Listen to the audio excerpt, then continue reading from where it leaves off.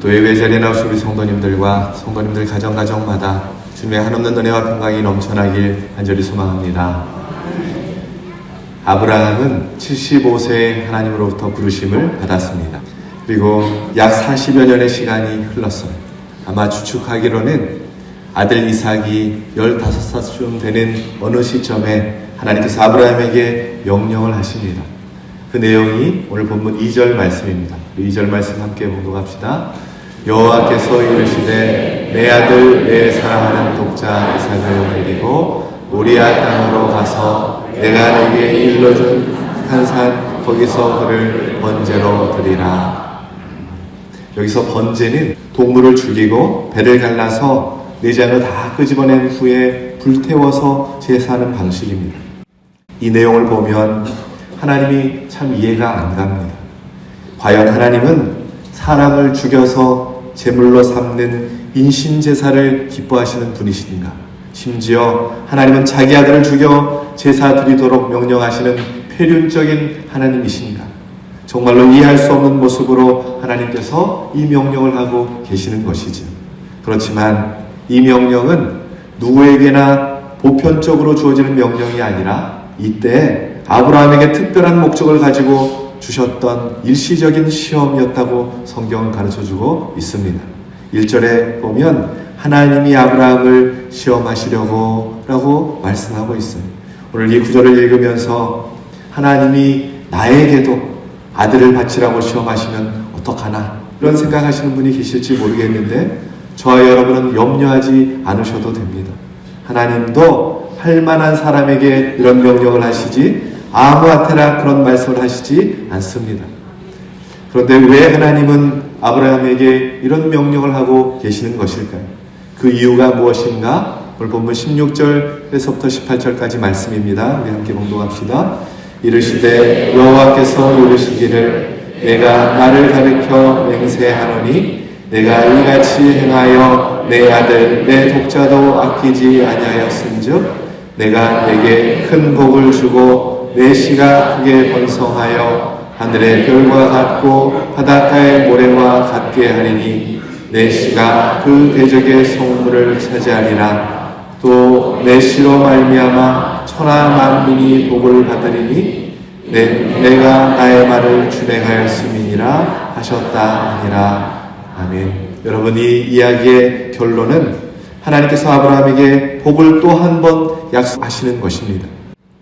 너가 나의 말을 준행하여 내 씨를 아끼지 않고 나에게 바쳤기 때문에 내가 너와 너의 모든 씨에게 복을 내리겠다. 너의 씨를 통해서 천하 만민이 복을 받게 하겠다라고 하나님께서 약속을 주시는 것이죠. 아브라함을 복 주시기 위해서 하나님께서 이상한 순종을 아브라함에게 요구하셨다라는 것입니다.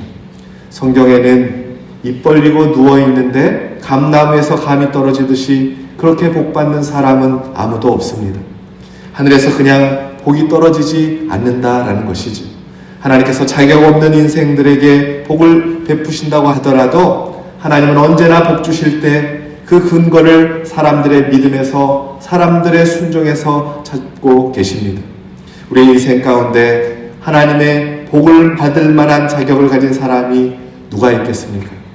그러나 그럼에도 불구하고 하나님께서는 하나님의 은혜를 우리에게 베푸실 때 아주 작은 것이라고 할지라도 내가 복 줄 만한 근거를 삼고 복을 주신다라는 것이지.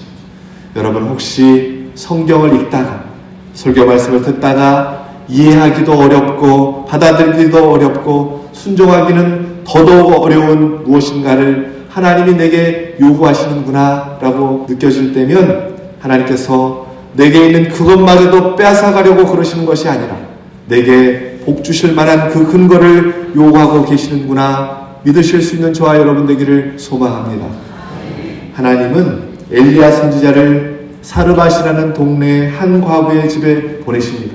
이제 한 끼 먹고 죽으려고 하는 그 가정에 찾아가서 마지막 남아있는 그것 가져다가 떡을 만들어서 내게로 가져오시오. 그렇게 요구하라고 하나님이 명령하십니다. 이제 이거 먹고 죽을 것입니다 라고 말하는 여인에게 상관없다, 먼저 그건 나에게 가져와라 라는 이 명령은 인간적으로 보면 너무나 몹쓸 짓이고 경우가 없는 짓 같아 보입니다. 엘리야에게나 이 과부에게 모두 순종하기 힘든 일이었다라는 것이죠. 그들에게 시험거리였습니다. 그러나 하나님은 그 과부와 외아들을 죽이려고 이런 일들을 명하시는 것이 아니라 그 가정에 복 주시려고 그 가정을 살리시려고 그런 헌신을 요구하셨다라는 것입니다. 하나님께서는 이스라엘 백성들이 출애굽을 하고 광야의 여정 가운데 있을 때에도 그들을 시험하셨어요. 그런데 그 시험은 은혜 가운데 베풀어 주신 시험이었습니다. 하나님께서 그들에게 더 큰 은혜를 주시기 위함이었습니다. 신명기 8장 16절 말씀 우리 함께 봉독합시다. 내 조상들도 알지 못하는 만나를 광야에서 내게 먹이셨나니 이는 다 너를 맞추시며 너를 시험하사 마침내 내게 복을 주려 하심이었느니라. 아멘. 여러분, 만나는 하나님의 은혜입니다. 농사를 지을 수 없는 그 땅, 옮겨 다니면서 살아야 했던 이스라엘 백성들에게 뭔가 먹어야 하는데 그때 주신 것이 이 만나였습니다. 그래서 만나는 하나님의 은혜입니다. 그런데 동시에 이 만나는 시험거리였습니다. 왜냐하면 오늘 먹을 것만 거둬두려라 하나님께서 명령하셨기 때문입니다.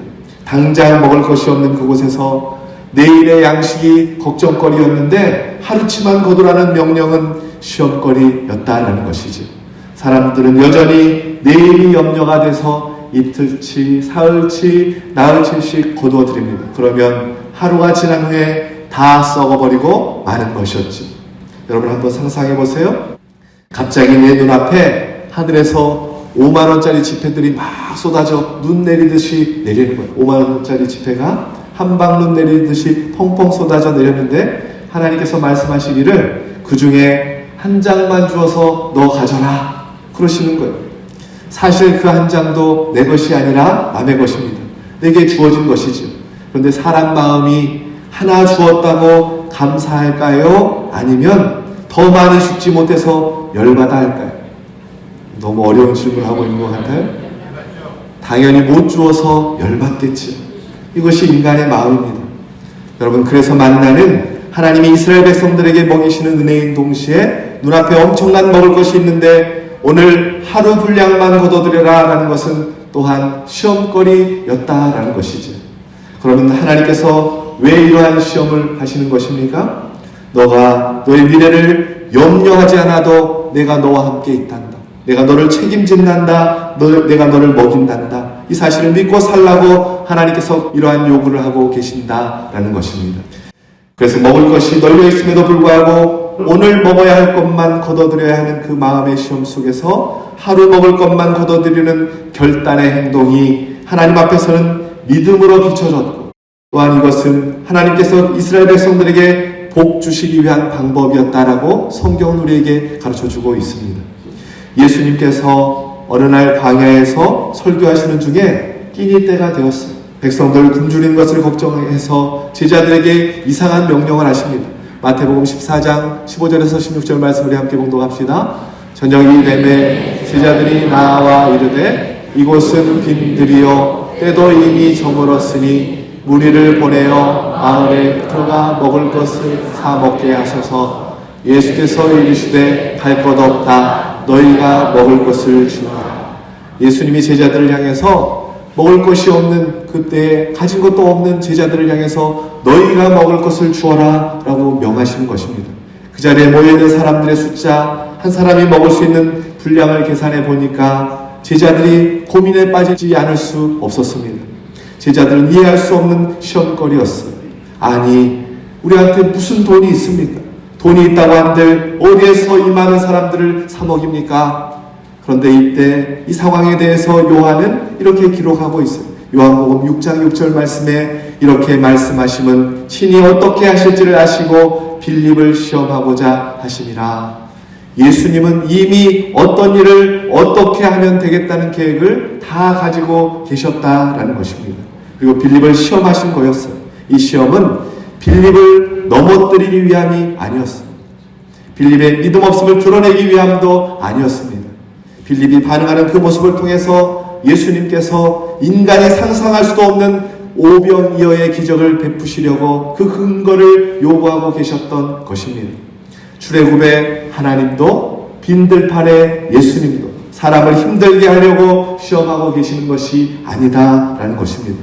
하나님께서 보여주고 싶은 기적을 보여주시려고 우리에게 복 주시려고 어떠한 근거를 요구하고 계신다라는 것이죠. 고구마를 삶거나 구울 때 다 익었는지 여러분 어떻게 알아봅니까? 젓가락으로 이렇게 찔러보죠. 하나님께서 우리의 삶에 찔러 들어오실 때가 있습니다. 아플 수 있어요. 힘들 수 있습니다. 그런데 그것은 나를 힘들게 하려고 하시는 것이 아니라 익었나 안 익었나, 복을 줄 때가 되었나 안 되었나 알아보시려는 하나님의 방법, 그것을 성경은 시험이라고 말하는 것이지.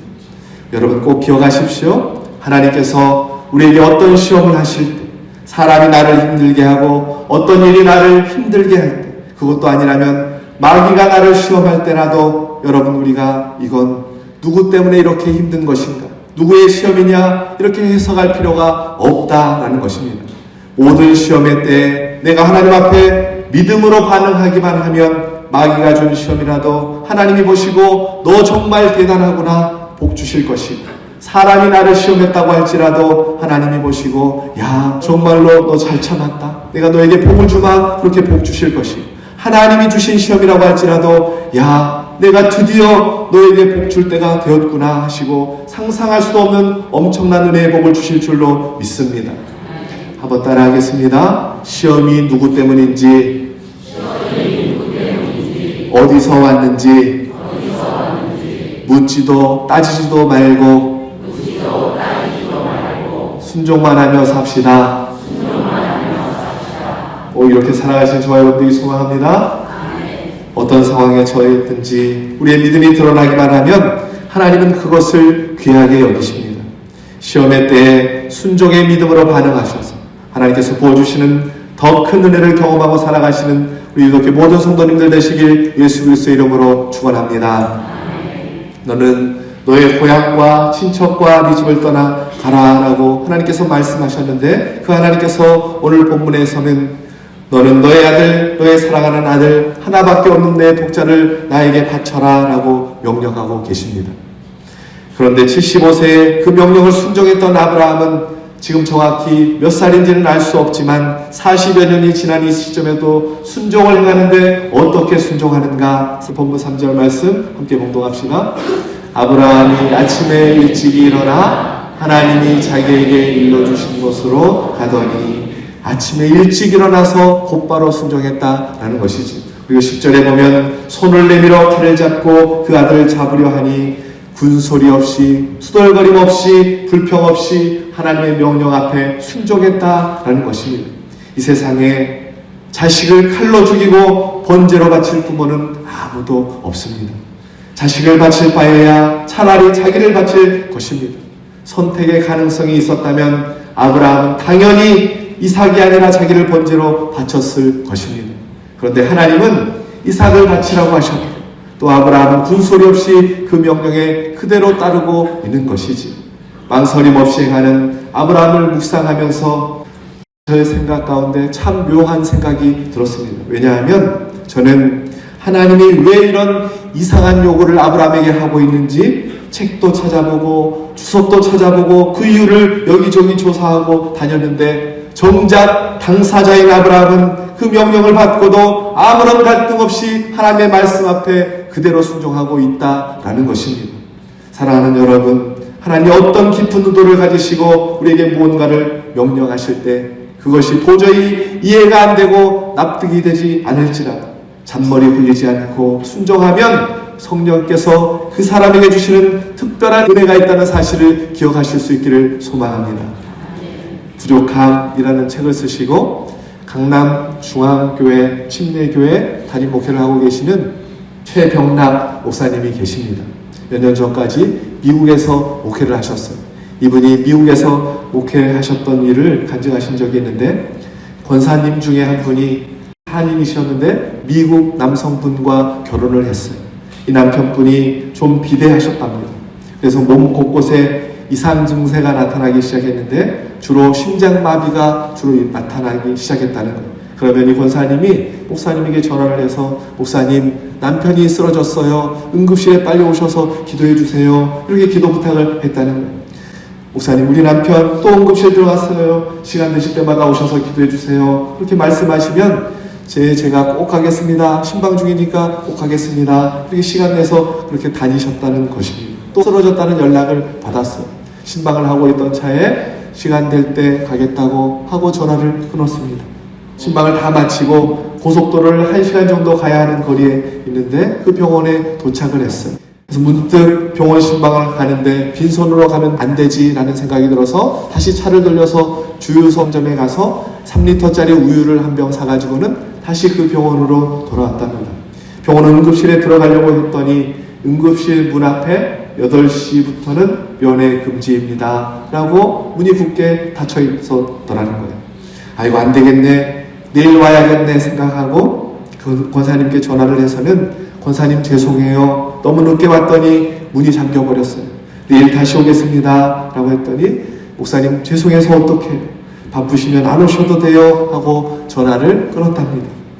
우유를 들고는 차를 세워둔 주차장을 향해서 나왔습니다. 불빛이 꺼져 있는 어두컴컴한 길을 걸어가는데 자신보다 머리가 하나 더 있는 한 백인이 그 주차장 옆에 서 있는 모습을 발견했어요. 그런데 지나고 갔는데 목사님 마음 가운데 성령께서 강한 감동을 주셨다는 거예요. 너 저 사람에게 빨리 가. 성령께서 그렇게 말씀을 하셨답니다. 거부할 수 없는 그 마음을 주셨지만 부끄럽게도 순종할 수 없었답니다. 왜냐하면 주님이 왜 저 사람에게 가야 하는지 이유를 설명해 주시지 않았기 때문이었습니다. 그래서 자기가 있는 차에 돌아와서는 시동을 켜고 떠나려고 했다는 거예요. 그 후진기어를 넣고 차를 빼려고 하는데 다시 한번 성령께서 마음 가운데 감동을 주시는데 빨리 가! 이 한마디를 던져주셨답니다. 그래서 다시 차를 주차해 놓고는 하나님 앞에 운전대를 붙잡고 기도했대. 하나님 앞에 물었대. 하나님 왜 가야 되는데요? 이유를 좀 설명해 주셔야 가지요. 그냥 갈 수 없잖아요. 성령께서 마음 가운데 감동을 주시더래요. 너 그 우유 갖다 줘. 그러더라는 거예요. 생각해 보니까 너무 쉽더래. 그냥 우유만 갖다 주면 되니까. 그러면 진작 말씀하시죠. 하나님 알겠습니다. 그리고는 내려서 다시 그 백인을 향해서 갔답니다. 그 사람이 이렇게 하늘을 쳐다보고 있더라는 거예요. 아무도 없는데 누가 갑자기 나타나니까 깜짝 놀랐어요. 한 동양인이 헬로우 이렇게 인사를 했다는 거예요. 깜짝 놀라서 멈칫하니까 목사님이 이 백인에게 이렇게 물었대. Do you like milk? 우유 좋아하십니까? 이렇게 물었다는 거예요. 그랬더니 이 사람이 너무나 당황해서 예스 했다는 거예요. 그래서 주니까 받기는 했는데 이 백인이 왜 자기에게 우유를 주는지 너무나 궁금해서 다시 목사님께 물었답니다.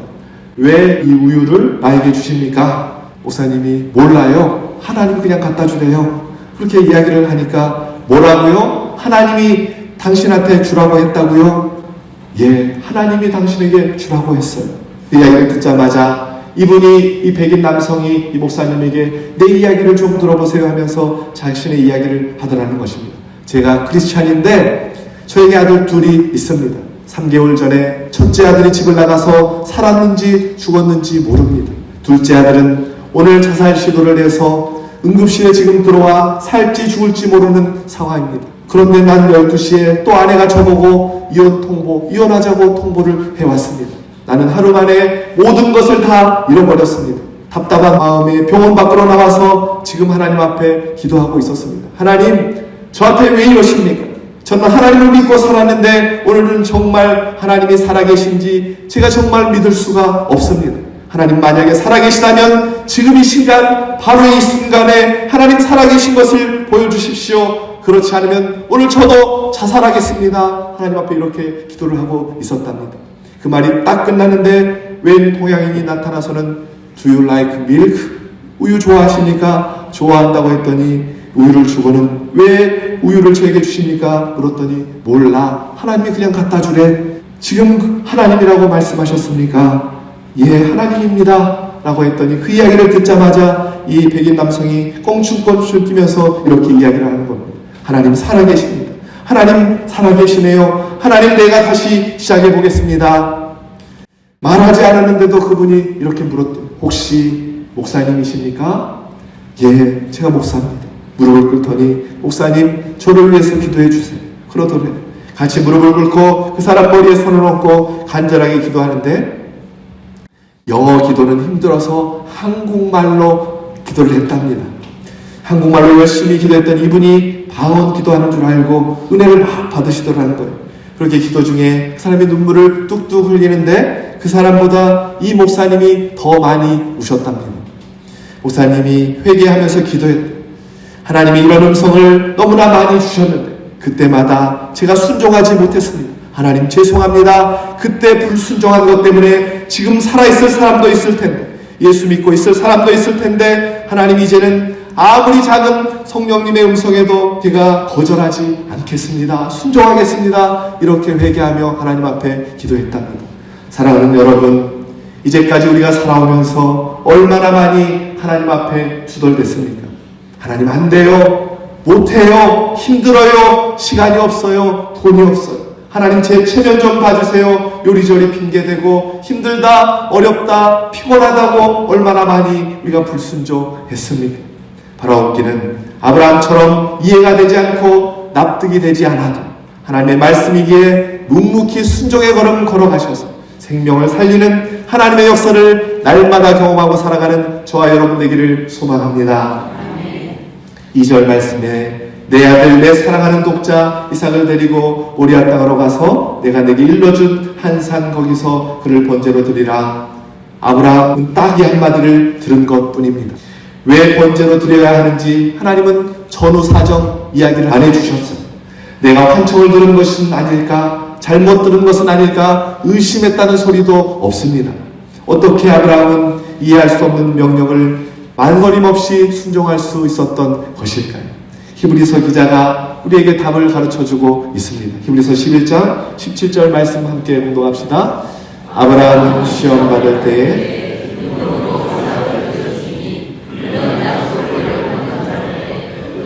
아들을 드렸느니라. 그에게 이미 말씀하시기를 내 자손이라 칭할 자는 이삭으로 말미암으리라 하셨으니 그가 하나님이 능히 이삭을 죽은 자 가운데서 다시 살리실 줄로 생각한지라. 하나님이 왜 아들을 바치라고 했는지 앞뒤 설명해 준 것이 아무것도 없지만 아브라함은 하나님과 깊은 교제 속에 하나님이 어떤 분이신지 믿음이 분명했습니다. 지나온 40여 년의 시간 동안 하나님과 함께 살아오면서 하나님은 죽은 자도 다시 살리시는 분이시구나 라고 그렇게 믿고 명령에 순종할 수 있었다라는 것이지. 그 하나님께서 말씀하시기를 너의 약속의 아들이 이삭이다. 그를 통해서 너의 후손을 주겠다 분명하게 말씀하신 그 약속을 아브라함은 붙들었다라는 것이죠. 이삭을 바치라고 했지만 하나님은 이삭을 통해 후손을 주시겠다고 말씀하셨습니다. 이 말씀은 반드시 이루어질 거예요. 내가 이 아들을 바치더라도 하나님은 이 아들을 다시 살리실 거야. 아브라함은 믿음으로 그렇게 고백하고 있는 것입니다. 그리스도의 부활 사건이 일어나기도 전에 아브라함은 이미 부활 신앙을 가지고 있었다라는 것을 성경이 우리에게 가르쳐주고 있는 것이죠. 하나님은 이것을 그의 믿음으로 여기셨습니다. 아브라함은 이 믿음을 가지고 있었기 때문에 하나님의 말씀 앞에 토도 달지 않고 무조건 순종하겠다고 결단하고 있는 것입니다. 이삭이 아버지 아브라함에게 묻습니다. 7절에 불과 나무는 있거니와 번제할 어린 양은 어디 있습니까? 아니 아버지 우리가 제사 드리러 가는데 제물이 어디 있습니까? 라고 아버지에게 물었다는 것이죠. 그러자 아브라함이 대답을 합니다. 8절 말씀 우리 함께 공독합시다. 아브라함이 이르되 내 아들아 번제할 어린 양은 하나님이 자기를 위하여 친히 준비하시리라. 아멘. 우리가 준비 안 해도 아마 하나님이 다 준비하실 거야 이렇게 말했지만 사실 아브라함의 마음속에는 너가 바로 제물이다 속으로만 그렇게 생각하고 입으로는 자기도 모르는 사이에 하나님이 준비하실 거야 이렇게 말했다라는 것이죠. 하나님이 하실 일을 아브라함이 예언을 했다라는 것이죠. 실제로 제물로 드려질 순양을 하나님께서 준비하셨습니다. 얼마의 시간인지는 모르지만 몇 시간 뒤에 있을 하나님의 일을 자신도 모르는 사이에 예언을 한 것이지. 그리고 더 나아가서 아브라함의 때보다 약 2000년 혹은 2100년 후에 있을 예수님의 십자가의 사건을 아브라함이 지금 예언하고 있는 것입니다. 하나님의 명령 아래서 하나님 앞에 드릴 제물을 위해 아브라함이 이삭을 제물로 내어놓았습니다. 하나님 아버지께서 자기 아들을 화목제물로 내어놓습니다. 이삭이 자기가 그 위에 올라앉아 죽을 그 나무를 어깨에 짊어지고 제단으로 올라갔던 것처럼 예수님도 자기가 매달리실 십자가 나무를 지고 골고다 언덕을 올라가십니다. 오늘 아브라함과 이삭의 모습을 통해서 하나님의 사랑, 예수 그리스도의 희생과 순종을 미리 보여주고 계신다라는 것이지. 그런데 아브라함이 하나님의 말씀 앞에 순종하는 바로 그 순간 하나님께서 아브라함의 마음을 받아주셨다라는 것입니다. 12절 말씀 함께 봉독합시다. 사자가 이르시되 그 아이에게 내 손을 대지 말라. 그에게 아무 일도 하지 말라.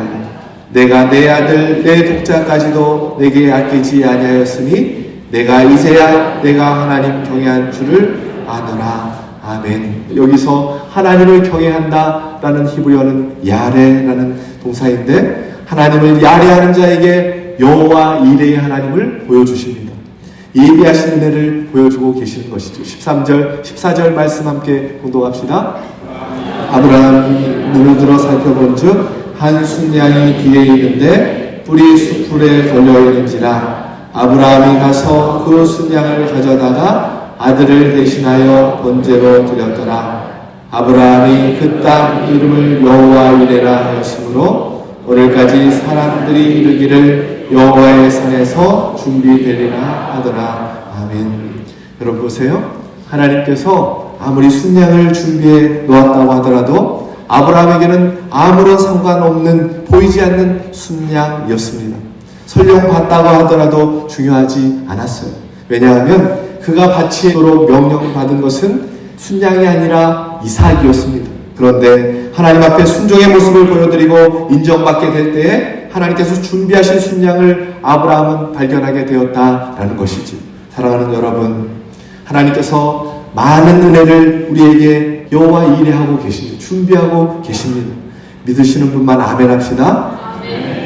하나님은 저와 여러분에게 주실 복들을, 많은 복들을 준비하고 계신다라는 것이죠. 그런데 문제는 우리에게 보이지 않는다는 것입니다. 돈 버는 길이 보이지 않고 문제 해결의 길이 보이지 않습니다. 내가 앞으로 어떻게 가야 할지, 미래가 어떻게 될지 우리 눈에 안 보입니다. 그렇다고 내 눈에 안 보인다고 해서 하나님의 수가 없는 것은 아닙니다. 문제는 언제 그것이 내 눈에 보여지는가 하는 것입니다. 그러면 어떻게 볼 수 있는가? 내가 하나님 앞에 순종을 결단할 때, 내가 하나님 앞에 경외심을 보여드릴 때 여호와의 산에서 준비되리라. 이 역사가 우리의 삶 가운데 일어나게 될 줄로 믿습니다. 믿음이 있다면 하나님을 더 사랑하는 만큼 더 많은 여호와 이레의 역사를 보게 될 것입니다. 더 많이 하나님을 경외하는 만큼 더 많은 여호와 이레의 역사를 우리가 경험하게 된다라는 것이지. 바라옵기는 하나님 앞에 더 많이 경외하고 더 많이 사랑하고 더 많이 순종하셔서 하나님께서 준비하신 더 많은 은혜의 복을 누리고 살아가는 저와 여러분 되길 소망합니다. 오늘 본문을 유심히 보면 아브라함이 자꾸 반복하는 말이 있습니다. 1절에 오늘 하나님께서 아브라함을 부르셨을 때 아브라함이 뭐라고 대답합니까? 내가 여기 있나이다 라고 대답합니다. 7절에서도 명령하신 제사를 드리기 위해 산으로 올라가는 길에 아들 이삭이 아버지 아브라함을 부르는 거예요. 아버지 아브라함이 또 대답을 해요. 내가 여기 있노라 라고 대답을 합니다. 11절에 아들을 잡으려고 할 때 하나님께서 그를 다시 부르십니다. 아브라함아 부르실 때 또 대답을 합니다. 내가 여기 있나이다 라고 대답을 해요. 내가 여기 있습니다. 이 말이 아브라함에게 어떤 의미가 있는 것일까요? 그것은 하나님께서 부르실 때 듣고자 준비되어진 마음이고 그의 아들이 아버지에게 뭔가를 이야기하려고 할 때 어쩌면 내 손으로 너를 죽여야 한다는 마음의 전제 속에서 그 아들이 아버지에게 무슨 말을 하든지 그 말이 아버지인 자신에게 마지막 말일지도 모른다는 간절하고 애틋한 모든 마음에 포함되어 있던 말인 것이지. 그리고 아들을 잡으려고 할 때도 천사가 다시 그를 부를 때 그가 이렇게 고백하죠. 내가 여기 있나요? 어떤 모습으로 있습니까? 내가 주님의 말씀 앞에 순종하는 모습으로 있습니다. 여러분 들으려고 하는 마음으로 여기에 있고 아들을 내 손으로 잡아야 하지만 그래도 내가 순종하는 마음으로 여기에 있다고 아브라함이 고백하고 있다라는 것이지. 사랑하는 여러분, 어느 자리에 계시던지 설령 그 자리가 견디기 힘들고 어려운 자리라고 할지라도 언제나 아브라함처럼 내가 들으려고 하는 마음으로 내가 여기 있나이다 주님 앞에 있음을 고백하는 저와 여러분 되시길 주님의 이름으로 축원합니다. 주님의 말씀 앞에, 교회의 사역 앞에, 복음 전도의 명령 앞에 내가 여기 있습니다. 내가 여기 기도하는 자리에, 들으려고 하는 자리에, 순종하는 자리에 내가 여기 서 있습니다. 늘 고백하셔서 복의 근원 되시는 저와 여러분 되시길 주님의 이름으로 축원합니다. 말씀을 정리하겠습니다. 오늘 아브라함은 도무지 상상할 수도 없는, 이해할 수도 없는 엄청난 하나님의 명령 앞에 주님 내가 여기 있나이다 순종하는 마음으로 주님 앞에 서 있음을 고백합니다. 그리고 아브라함은 곧바로 토도 달지 않고 순종을 행합니다. 이런 아브라함에게 하나님께서 약속을 주시는데 17절 18절 말씀입니다. 함께 봉독합시다. 내가 내게 큰 복을 주고 내 씨가 크게 번성하여 하늘의 별과 같고 바닷가의 모래와 같게 하리니 내 씨가 그 대적의 성문을 차지하리라. 또 내 씨로 말미암아 천하 만민이 복을 받으리니 이는 내가 나의 말을 준행하였습니다 하셨다 하니라. 아멘. 너가 나의 말에 준행하였기에 너에게 큰 복을 주고 내 씨로 말미암아 천하 만민이 복을 받게 된다라고 약속해 주고 계십니다. 바라옵기는 하나님의 말씀 앞에 순종을 다시 한번 결단하셔서 복의 근원되고 축복의 통로가 되는 우리 기독교 모든 성도님들 가정과 믿음의 가문이 되는 귀한 축복이 되기를 예수 그리스도의 이름으로 축원합니다.